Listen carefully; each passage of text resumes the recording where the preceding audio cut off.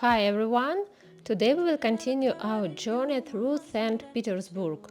I finish my tea and go! Today it's snowing and strong wind, so today we will take a little walk around the city and have lunch somewhere.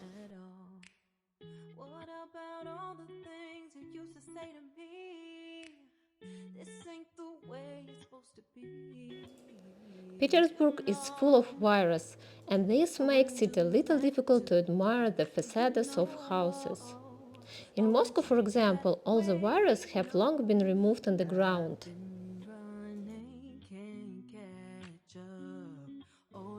For several years in a row, the city has been cleaned very poorly, and everywhere there are snow drifts and huge puddles. It ruins the overall look.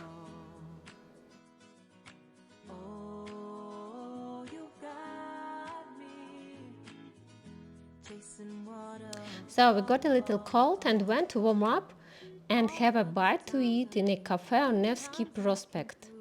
By the way, it works around the clock. We ordered pumpkin soup, it's very tasty, and tuna salads.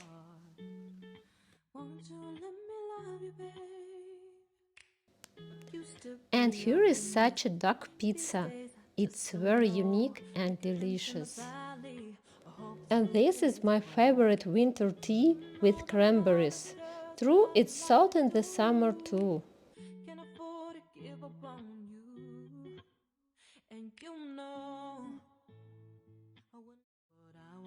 Today we are in a hurry to visit the Yusupov Palace. Run faster until we turn into snowmen. The Yusupov Palace on the Moika in St. Petersburg is known to everyone thanks to the event that took place within its walls at the beginning of the last century. It was here, in the semi-basement apartments in the residential part of Prince Felix Yusupov, that Grigory Rasputin was killed. But not only this gloomy history is notable for the palace. The Yusupovs were immensely wealthy, and their St. Petersburg house gives us an idea of how one of the most brilliant families of the Russian Empire lived. At the beginning of the 20th century, the Yusupov Palace was the standard of aristocratic interiors. Each of its 28 rooms was decorated in a different style. Here you can see antiquity and Gothic and Baroque and Empire style. The young Prince Yusupov compared the palace on the Moika to a museum. The house was like a museum. Go and look indefinitely, he writes in his memoirs. Now we see just a small part of the luxury.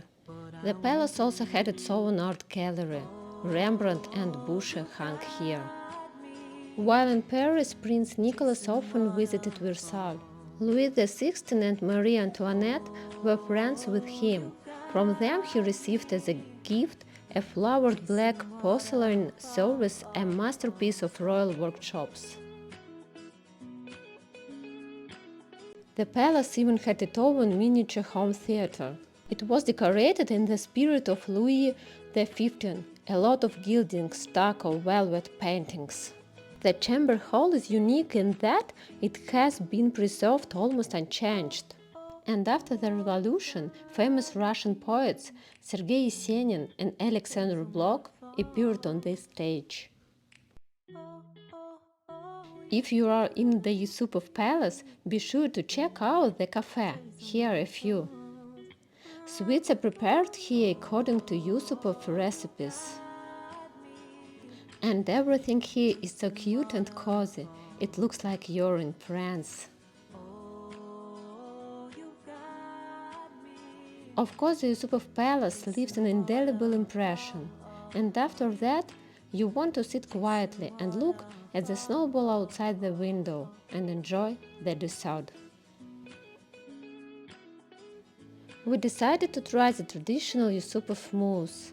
This is a very tasty dessert.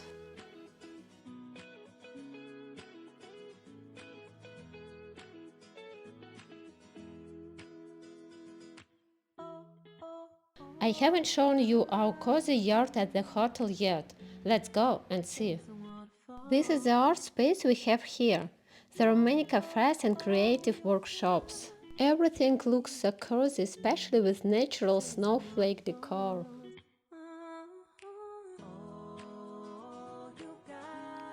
This is a very popular place among St. Petersburg youth.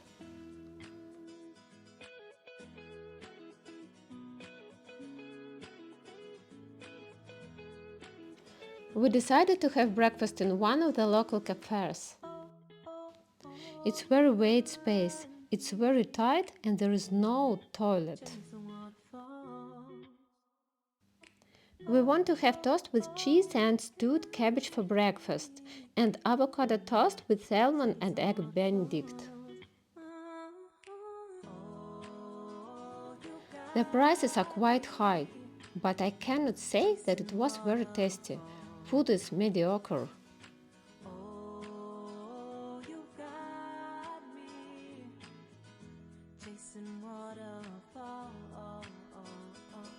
Before you have time to have breakfast, it is already dark in St. Petersburg. So what? Let's go for a walk in the evening in Petersburg.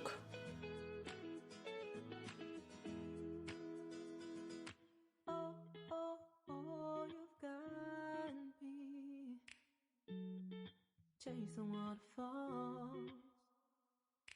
Oh, oh, oh, you've got me.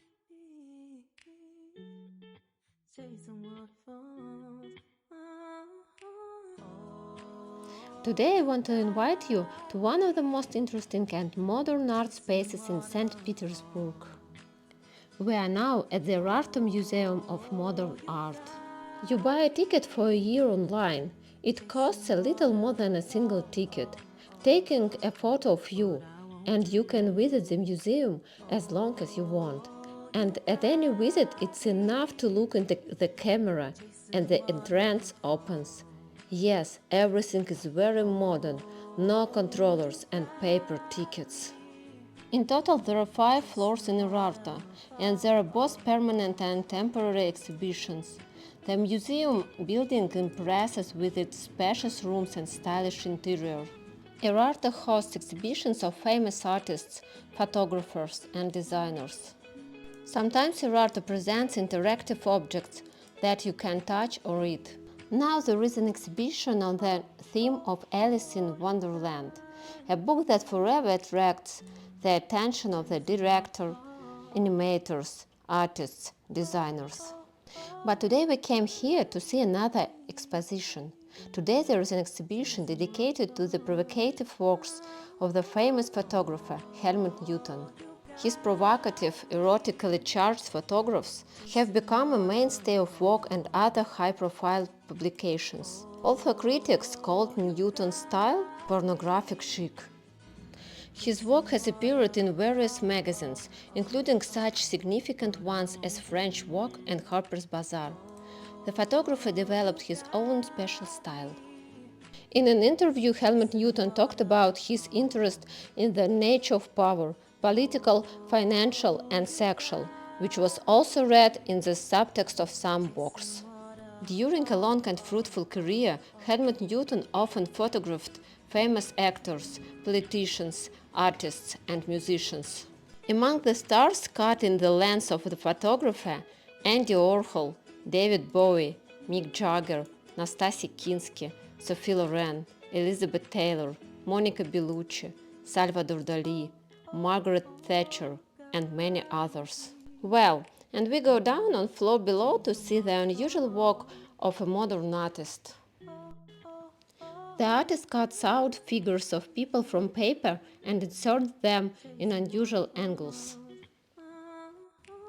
I really like this idea. Looks really original. See for yourself.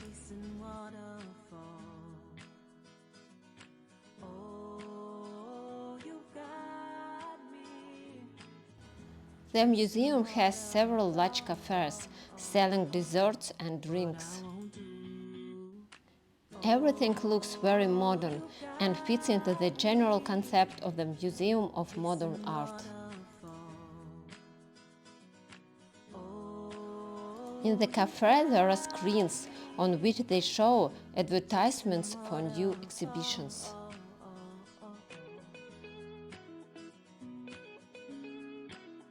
Meanwhile, heavy snow began to fall, and it was time for us to go home. Let's go get dressed and call a taxi.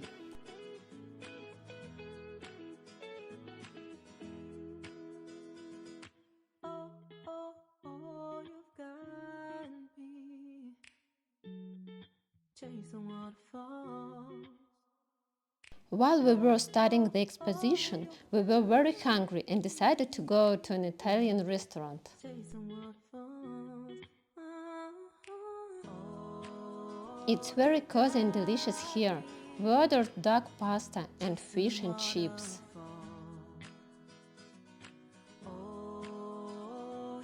It was already very late, and we were the last visitors. The food was very satisfying, and before going to bed, we decided to walk around the snowy St. Petersburg. St. Petersburg at night is especially romantic and beautiful. A lot of creative modern spaces have been created here on the basis of old factories. Many young people prefer to walk in such spaces and also meet here in the cafe. Many people come here to take beautiful shots. Of course, we also took shots here.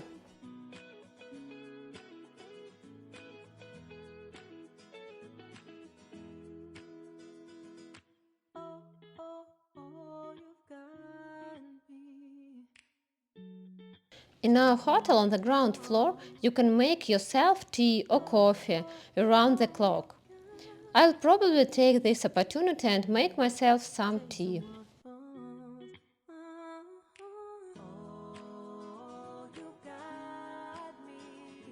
And so another day is over. Now I'll drink a glass of tea, admire the snow-covered roofs of houses, and go to sleep.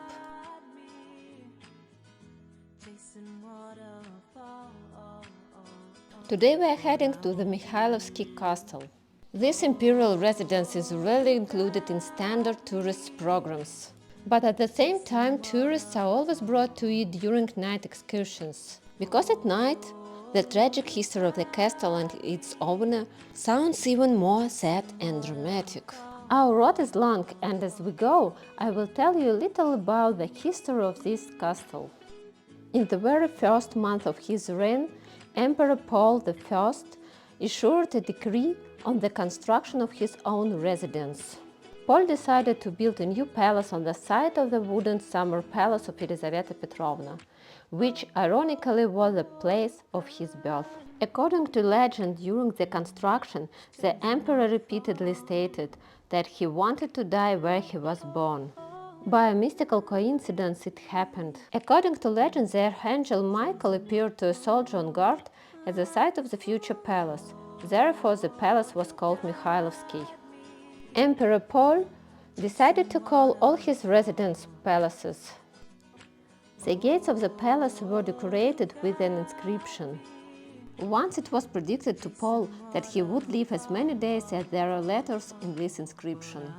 The inscription contained 47 letters. At the age of 47, Paul I was assassinated. The palace was being built at a record pace and was built in less than 4 years. When Paul moved to the palace, the paint had not yet dried on the walls, there was fog in the rooms, and it was very damp. A long-term dream of Paul came true. However, the happiness of the monarch was very short-lived. He lived in the palace of his dreams for only 40 days. The emperor was killed by conspirators in his own bedroom. The terrible death of Paul was the reason for the birth of the legend that his ghost lives in the palace. In the 1980s, the palace was even visited by a commission on anomalous phenomena. However, the results of its work remained secret. For the 300th anniversary of St. Petersburg, the palace was completely restored. Now there is a museum and exhibitions. For example, today we go to the exposition dedicated to Dostoevsky.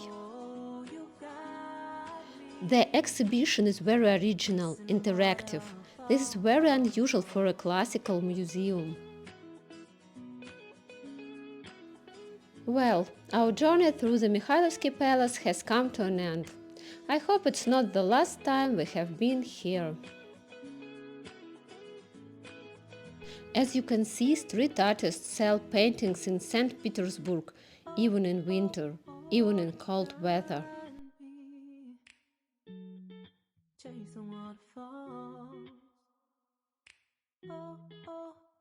Today is our last day in St. Petersburg. We are leaving tomorrow, and today we decided to go to the New Holland. New Holland is a very trendy and popular place with locals and tourists.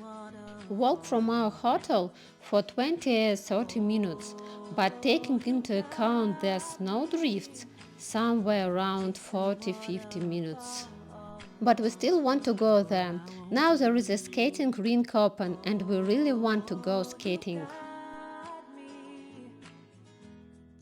Well, that's actually the New Holland. There are many popular restaurants, art spaces, fashionable designer shops. In summer, it's full of people. And here is the skating rink for which we came.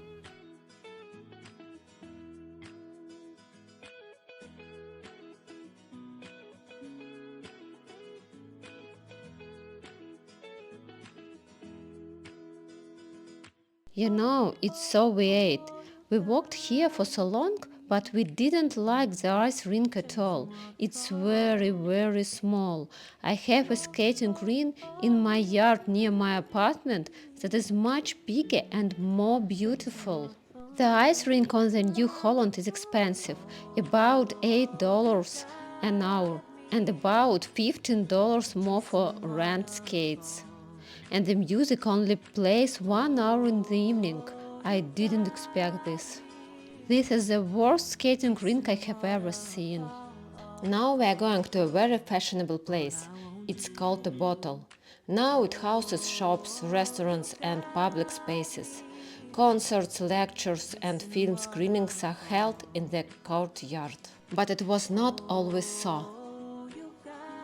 For many years, the Bottle housed a naval prison, and the island was closed to the townspeople.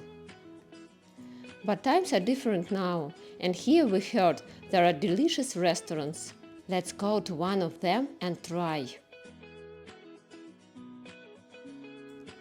Oh, the food here is simply divine.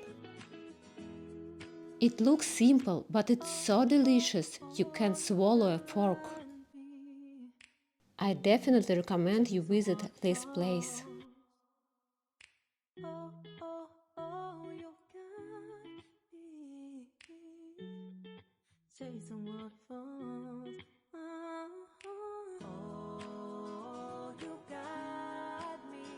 Guys, it was our first trip to St. Petersburg in winter, and we really enjoyed it. Despite the snow drifts and puddles and cold, Petersburg in winter has a special charm. It's beautiful and romantic as ever. If you have never been to St. Petersburg in winter, then one day you should definitely do it, and you will feel the atmosphere of the city of Dostoevsky. Well, we went home to pack our bags.